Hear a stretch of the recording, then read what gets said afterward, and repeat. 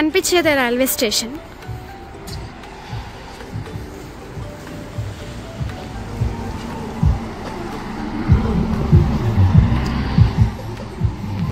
చూసారా అంత ఉందా రైల్వే స్టేషన్.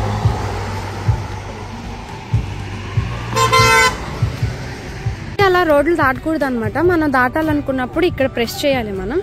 సో అప్పుడు పక్కన క్రాసింగ్కి మనకి ఆగుతాయి అన్నమాట. సో ఇప్పుడు మనం రోడ్ దాటచ్చు.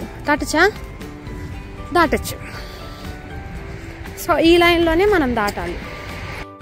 చూసి చాలా జాగ్రత్తగా రోడ్ దాటాలి. ఎక్కడికక్కడ మనం స్టాప్ బటన్స్ ఉంటాయి, అవి ప్రెస్ చేసుకుంటూ రోడ్ దాటాలన్నమాట. చాలా డేంజర్ లేకపోతే.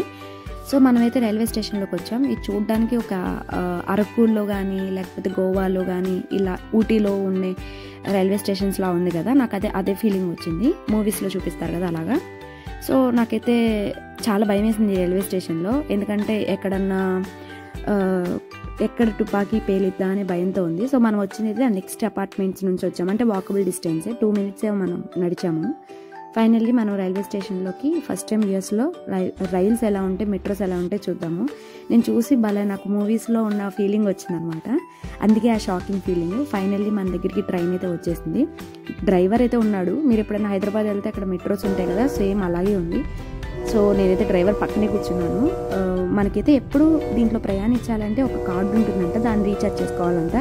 Railway card or bus card ఇలాంటి ఒక పాస్ లాగా ఒక కార్డు ఉంటుంది, ఏటీఎం కార్డు లాగా. దాన్ని రీఛార్జ్ చేసుకొని వెళ్తే ఫర్ ఎగ్జాంపుల్ ఒక టికెట్ $4 అనుకో, విడిగా తీసుకుంటే $4.5. అదే కార్డులో రీఛార్జ్ చేసుకుంటే $4. సో ఈ ట్రైన్ చూసారా రోడ్డు మీద వెళ్ళిపోతుంది. ఒకప్పుడు మూవీస్లో చూసేవాళ్ళం కదా, అదే ఇది. దాని వెనక మళ్ళీ బండి కూడా వెళ్ళిపోతుంది. చాలా తక్కువ ఇళ్ళకి ఇలా క్రిస్మస్ డెకరేషన్స్ చేశారు. మేమైతే ఎక్కువగా చూడలేదు. ఓవర్ నైట్ అయిపోయింది. ఓవర్ నైట్ అంటే ఇక్కడ భాషలో 8:30 or 8 అయ్యిందంటే ఆ టైంలో. మేము అలాగా నడుచుకుంటూ చల్లగా వెళ్తున్నాం అనమాట ఇంటికి.